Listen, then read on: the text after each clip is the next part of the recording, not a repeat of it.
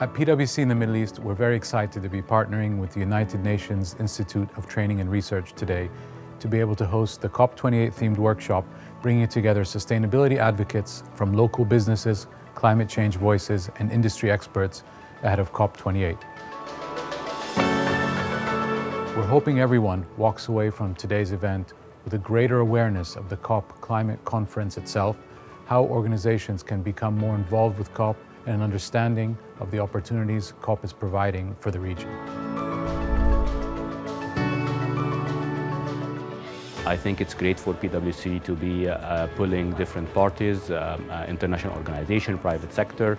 I really believe that it's very important for the collective action from here until COP28 to educate the market, to understand the opportunities, the challenges, how to effectively leverage this COP.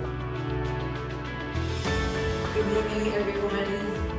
It is truly a privilege and a pleasure to be here. And great to hear from Anna Maria about what this whole thing's about and what to experience at COP, and some of the guidance from the panelists.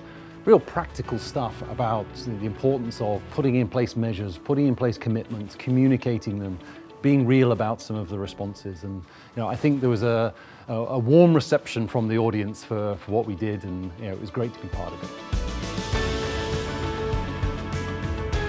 It is truly an extraordinary opportunity to be here with PricewaterhouseCoopers today at this event. It's been an amazing day with so many people. I love seeing the curiosity and commitment, engagement and enthusiasm of all of those who are attending. COP is going to be a huge milestone event globally, but also for the UAE.